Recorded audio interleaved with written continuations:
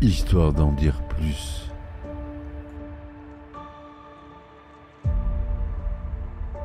Trois mois avec combien de temps de retard? Bien sûr, mon cousin, tu es né en 1079 et monsieur est un écuyer de Jeanne d'Arc et moi je suis la reine d'Angleterre, non? Ok? Silence, Mao, je parlemente. Ce qu'il appelle les bouleros, c'est du dragonal. Bonjour les psychopathes de Noël. Bienvenue dans ce nouvel épisode où on va parler du film de Noël le plus tordu jamais créé, Maman, j'ai raté l'avion. Ou comme j'aime l'appeler, comment traumatiser un gosse et en faire un serial killer en devenir. Alors on s'installe confortablement avec son chocolat chaud. J'espère que vous avez mis du rhum. Vous allez en avoir besoin parce qu'on va décortiquer ensemble cette œuvre qui nous a fait tant rêver enfant avant qu'on réalise à quel point c'était complètement barré. Moi, je m'allume une clope en attendant 2 secondes. Alors, acte 1, la genèse d'un cauchemar familial. Alors, parlons déjà du pitch de base. Une famille de riches blancs de Chicago oublie littéralement leur gosse de 8 ans à la maison pendant qu'ils partent en vacances à Paris.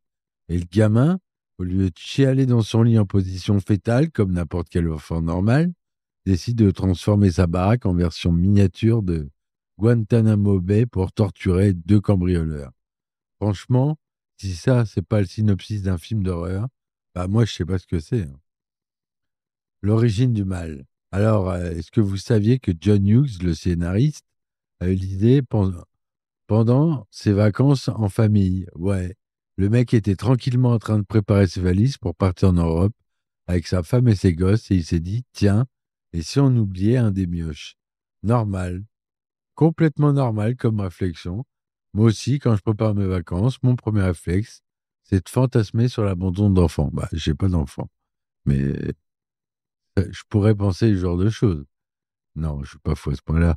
Hughes a écrit le script en 9 jours, 9 putains de jours, pour créer ce qui allait devenir l'un des films les plus rentables de l'histoire du cinéma. Le mec a pondu ça plus vite que certains écrivent leur liste de courses.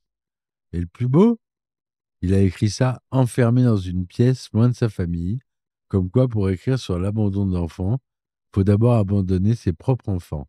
C'est ce qu'on appelle de la méthode. Le casting ou comment trouver un gamin assez flippant. Macaulay Culkin, l'enfant star ou l'antéchrist? Parlons du petit Macaulay. À 10 ans, ce gosse gagnait déjà plus que votre salaire annuel multiplié par... oh, beaucoup trop. Pour Maman, j'ai raté l'avion, il a touché 100 000 $. Pour le deuxième, 4,5 millions. L'inflation ou le début de la mégalomanie? Les deux, mon capitaine. Mais attendez, ça devient mieux.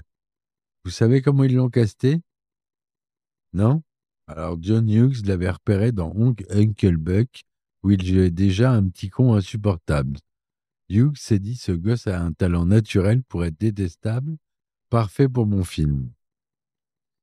D'ailleurs, fun fact morbide, pendant le tournage, Culkin s'est fait une réputation. Joe Pesci, qui jouait Harry, l'a vraiment mordu au doigt pendant une scène. Ouais, Pesci, habitué au rôle de mafieux psychopathe, n'a pas su faire la différence entre la fiction et la réalité. Le gosse en a encore la cicatrice aujourd'hui. Les McAllister, la famille la plus dysfonctionnelle d'Amérique. Catherine O'Hara, notre mère indigne préférée, a révélé qu'elle trouvait son personnage horrible. No shit, Sherlock.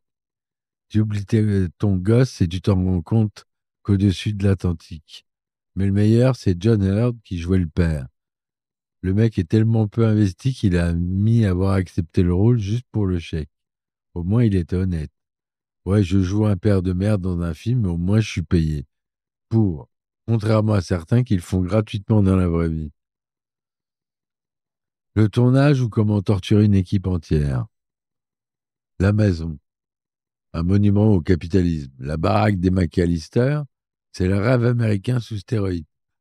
Cette maison à Winnetka, en Illinois, pardon, existe vraiment et elle est estimée aujourd'hui à environ 5 millions de dollars. 5 millions pour une maison où on oublie des gosses. Les propriétaires de l'époque ont d'ailleurs vécu l'enfer. Imaginez, vous louez votre maison pour un tournage et 30 ans plus tard, vous avez encore des touristes qui sonnent à la porte en criant « Kevin !» D'ailleurs, petite anecdote sympa, les propriétaires actuels en ont tellement marre qu'ils ont fait installer une clôture électrifiée. Non, je déconne, mais ça aurait été dans le thème du film quand même, non? Alors maintenant, on va parler des cascades et comment Macaulay est devenu incassable. Le plus flippant dans ce film, c'est la plupart des cascades. C'est vraiment Culkin qui les fait. Le gosse de 10 ans. Quand il glisse sur la rampe d'escalier, c'est lui. Quand il se prend des trucs dans la tronche, c'est lui. Les coordinateurs de cascade ont dû se dire de toute façon, il est déjà millionnaire à 10 ans. Il peut se payer une bonne assurance maladie, hein, le gosse. Par contre, pour la scène de la tyrolienne entre les maisons, là, ils ont dit stop. Apparemment, faire risquer sa vie à un enfant star, ça a ses limites. Qui l'eût cru? Chris Columbus, le réalisateur qui a survécu. Bah oui, il fallait en parler de lui. Columbus, avant de torturer des enfants à Poudlard avec Harry Potter, s'est fait les dents sur Kevin McCallister. Et le pauvre a morflé.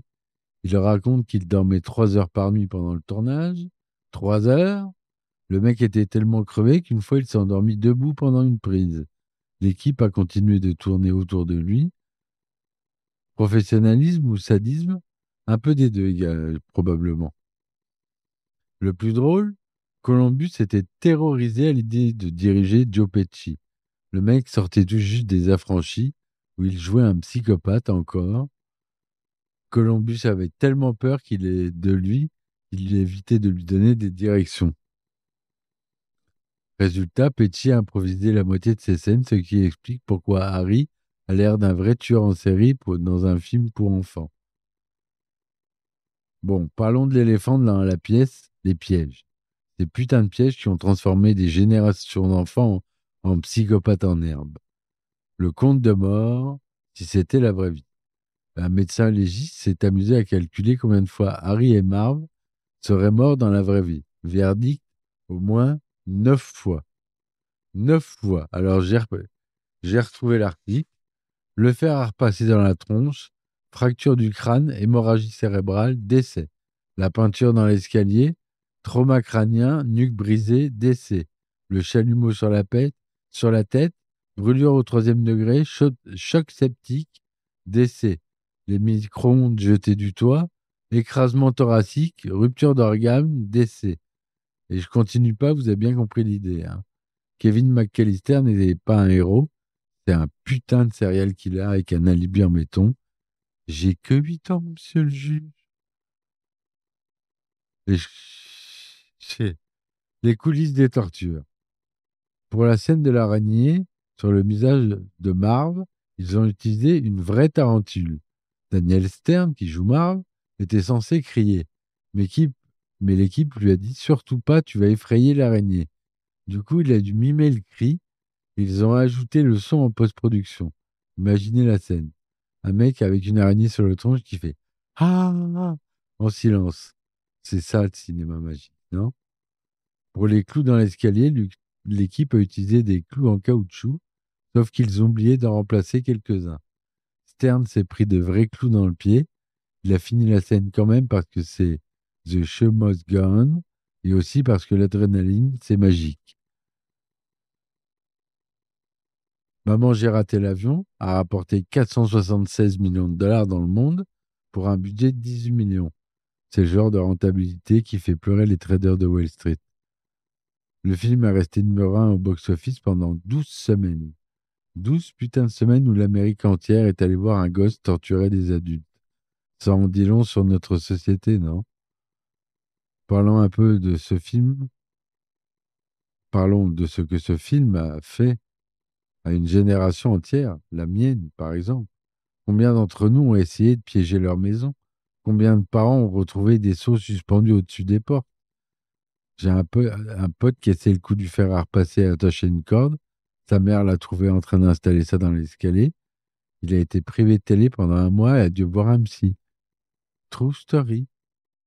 À l'époque, hein. Pas maintenant, évidemment. Le syndrome post-McAllister. Les acteurs n'ont jamais vraiment récupéré ce film. Macaulay Culkin a fini par péter un câble, partir vivre avec Michael Jackson, Rick Fladmuch, et former un groupe de rock qui s'appelle The Pizza Underground, où ils reprennent des chansons du Velvet Underground en remplaçant les paroles par les trucs sur la pizza. J'invente rien, c'est ça, la vraie vie. Mais maintenant, il est devenu, il a arrêté toutes ses conneries et il est revenu dans le game plus meilleur que jamais, Macaulay Culkin. Daniel Stern refuse toujours de monter sur une échelle. Joe Pesci ne supporte plus Noël. Et Catherine O'Hara vérifie 3 fois qu'elle a tous ses enfants avant de partir en voyage. Réfléchissons 2 secondes. Ce gosse de 8 ans montre une absence totale d'empathie, un plaisir sadique à infliger la douleur, une capacité de planification assez effrayante, la manipulation émotionnelle, il fait croire qu'il y a une fête chez lui, et il n'a aucun remords. C'est littéralement la checklist du psychopathe selon le DMS-5. Je dis ça comme ça. Les parents, comment tu oublies ton gosse? Comment? J'étais en genre 15 dans cette baraque, personne s'est dit, tiens, il manque le petit blond chiant. Ma théorie, c'est pas un accident.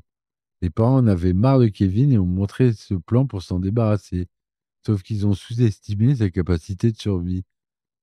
Oh non, on a oublié Kevin. Bon, bah tant pis, profitons de Paris. Le vieux Marley avec sa pelle, soi-disant le gentil voisin incompris. Ouais. Un mec qui se balade la nuit avec une pelle, qui observe les maisons du quartier, qui devient soudainement l'ami d'un gamin de 8 ans laissé seul, ça fait peur. Je dis pas, je dis juste que dans un autre genre de film, ce personnage serait sur une liste de surveillance. Ils ont essayé de refaire ce film plusieurs fois. Chaque fois, ça a été un désastre. Pourquoi? Parce qu'aujourd'hui, si tu fais un film où un gosse est oublié 5 minutes, les services sociaux débarquent. En 2021, Disney+ a sorti un remake avec Archie Yates. Personne ne s'en souvient. Personne. Si, vous en souvenez, vous? C'est comme si l'univers lui-même avait décidé d'oublier cette tentative pathétique. Le film a été parodié plus souvent que les politiciens mentent. Les Simpsons à South Park, en passant par Family Guy, tout le monde y est allé de sa version. Ma préférée, c'est celle de Robot Chicken, où Kevin finit effectivement en tôle pour homicide multiple. Au moins, eux, ils ont eu les couilles d'aller au bout de la logique. Le test de Noël. Maman, j'ai raté l'avion est devenu le test pour savoir si quelqu'un a une âme. Si tu regardes ce film à Noël et que tu ne ressens rien, t'es probablement un sociopathe. Ou alors tu as grandi et tu réalises l'horreur de la situation. Les deux sont possibles. Le mystère de la commande de la pizza. Les petites anecdotes. Dans le film, Kevin commande des pizzas pour 122,50 $. En 1990, 122 $ de pizza, c'est énorme. Soit ce gosse a commandé pour tout le quartier, soit la pizzeria de Chicago a pratiqué des prix mafieux. Probablement les deux. D'ailleurs, le livre qui se pointe, il voit un gamin de 8 ans seul qui commande pour une armée et il se pose aucune question. Business is business, qu'il disait. Pour la scène de l'aéroport, ils ont utilisé de vrais voyageurs. Imaginez, vous êtes là, tranquille, vous allez prendre votre avion, et d'un coup, il y a Catherine O'Hara qui court en hurlant « Kevin !» dans tous les sens. Plus personne n'a cru à une vraie urgence et ont commencé à paniquer. Une dame a même appelé la sécurité. Le chaos, le beau chaos de Noël. John Candy, le héros qu'on ne méritait pas. John Candy, paix à son âme, a joué son rôle en un jour. Un seul jour de tournage pour devenir une légende du film. Le mec a improvisé 90% de ses dialogues sur la Polka Ring of the Midwest. Il a été payé 414 $. 414. Culkin gagnait ça en clignant des yeux. Mais Candy l'a fait parce qu'il aimait John Hughes. C'est beau ou triste, les deux probablement. Il existe une scène coupée où on voit oncle Frank, ce connard, voler les billets d'avion de Kevin volontairement. Ça explique pourquoi Kevin se retrouve au grenier et pourquoi personne n'a son billet le lendemain. Donc Frank est le vrai méchant du film. pas Harry et Marv. Frank. Ce fils de pute de Frank mange les crevettes gratos et sabote les vacances familiales. Les propriétaires actuels de la maison, McAllister, ont mis la maison sur Airbnb. L'idée de génie. Pour une nuit, 25 $. Évidemment, le site a craché en 3 secondes. Imaginez dormir dans cette baraque. Tu te lèves la nuit pour pisser et tu flippes de te prendre un pot de peinture dans la gueule. Non, ouais, ça ira pour moi, merci. Les procès qui n'ont jamais eu lieu.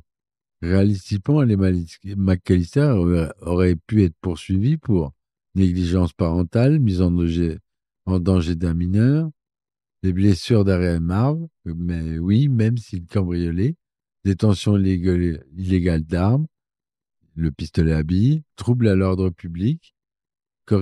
Kevin aurait fini en foyer, les parents ruinés, mais bon, c'est Noël, alors on ferme les yeux. Le syndrome Kevin McAllister. Des psys ont vraiment théorisé un syndrome Kevin McAllister pour les enfants qui développent une hyper-indépendance après un trauma d'abandon. Ces gosses deviennent super débrouillards mais incapables de faire confiance aux adultes. En gros, ce film crée une génération de sociopathes fonctionnels. Et joyeux Noël! Alors voilà, Maman, j'ai raté l'avion, c'est un film sur la maltraitance infantile, une apologie de la violence, un manuel de torture déguisé en comédie familiale, la preuve que l'argent peut tout acheter, même l'oubli de ton gosse. Et pourtant, on l'adore. On le regarde chaque année, on cite les répliques, on fait la grimace de Kevin dans le miroir. Pourquoi? Parce qu'au fond, on est tous des Kevin McAllister, abandonnés par un monde de merde, obligés de nous débrouiller seuls, avec l'envie de foutre des baffes à tous les Harry et Marv qui essaient de nous voler notre tranquillité. Ce film, c'est notre revanche fantasmée, c'est le rêve qu'un jour, nous aussi, on pourra dire « Keep the change, you filthy animals » à tous les connards qui nous emmerdent. Vous parlez un peu anglais pour la comprendre, celle-là. Maman, j'ai raté l'avion nous a appris que la négligence parentale peut être profitable si t'es blanc et riche. La violence est la solution si elle est créative. Les vieux et les pelles sont parfois gentils, mais méfiance quand même. Les flics de Chicago sont incompétents, ça on le savait déjà. Noël, c'est mieux en famille, même si ta famille est composée de sociopathes. Sur ce, je vous laisse. J'ai des pièges à installer chez moi. On ne sait jamais avec les prix de l'immobilier actuel, les wet bandits ou les casseurs-flotteurs pourraient avoir des idées. Et n'oubliez pas, si vous entendez « Somewhere in my memory », vérifiez bien que vous avez tous vos gosses. Et si vous en avez oublié bien, espérez qu'il est moins psychopathe que Kevin. Joyeux Noël, bande de filthy animals. Ce podcast a été présenté par la Fédération des parents indignes de France. N'essayez pas ça chez vous, sérieusement. On a assez de procès comme ça. Voilà les amis, c'est la nouvelle formule du podcast Histoire d'en dire plus cinéma. J'espère que cet épisode vous aura plu. N'hésitez pas à le mettre en avant, à mettre 5 étoiles sur le podcast, à vous abonner. Ça coûte rien et moi, ça m'aide beaucoup. Partagez mon podcast autour de vous, s'il vous plaît. Tout ce que vous pouvez faire gratos, qui prend 3 minutes. Si vous écoutez mes épisodes et que vous aimez mon travail, faites-le, s'il vous plaît. Ça m'aide beaucoup. Je ne gagne pas d'argent pour faire ce podcast. Ça m'aide à payer les serveurs que je paye de ma poche et le matériel qui coûte cher. Donc voilà, pour vous offrir la meilleure qualité sonore possible. Donc voilà, je vous dis très grand merci. À bientôt pour un nouvel épisode. Et ciao, ciao. Histoire d'en dire plus.